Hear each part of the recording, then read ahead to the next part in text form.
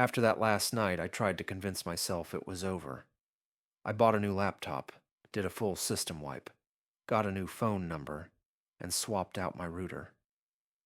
For a few days, things felt almost normal, but every night at 3:03 a.m., somethings would flicker. A quick flash on the edge of my vision, my phone's screen lighting up with no notification, or my laptop fan spinning for no reason. I started noticing messages in places I didn't expect. Old group chats, forgotten email threads, even in the code of an abandoned website I used to moderate. Every message was almost the same. Continue.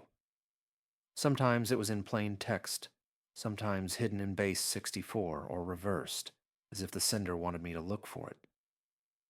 Then came the emails to my friends.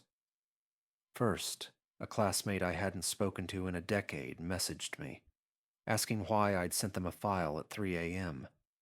I checked my sent folder. Dozens of outgoing messages, all with the same attachment.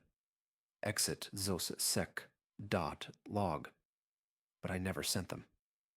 One night, my phone buzzed with a DM from a sender that had my own name and email. No subject, just a line in the message. Break the sequence, or you're next. I should have ignored it, but curiosity and fear are a deadly mix. The file attached was a video. At first, just black static, then a flickering shot of my room, clearly taken from a webcam, but from a perspective I couldn't recognize. Suddenly, Andre's face appeared in the video, eyes wide and voice a whisper. You have to finish it. The code is incomplete. It's still running. After that, everything escalated. My smart devices started acting up. My speakers would pop on in the middle of the night and play nothing but silence. My TV turned on to static at 3:03. My smartwatch alarm buzzed exactly then, no matter what I set it to. Sleep became impossible. I set up physical covers over all my cameras, but the devices would fail to detect them, warning me the lens was blocked. I even stayed at a friend's place. At 3:03 a.m., his old laptop, never connected to my accounts, lit up with the same message. Continue. I decided the only way out was to face it directly. I dug out my oldest laptop, a battered, air-gapped brick with no battery, no Wi-Fi, no mic. Booted it up in a windowless basement, phone left upstairs, lights off except for the dim glow of the screen. Before powering on, I made a crude salt circle on the floor and found a piece of chalk, remembering those old ritual instructions from Andre's folder. I opened the exit sequence log file. The screen flickered, filled with lines of code and corrupted symbols. Then, it resolved into a prompt. Manual override, Part YN. I hesitated, then typed Y. The speakers whined. A static, synthesized voice began to speak, as if forming words out of white noise. Manual exit requires presence. Are you alone? I tried typing yes. The screen went black, then lines of ritual code appeared, just like Andre's. Draw a circle with salt or chalk.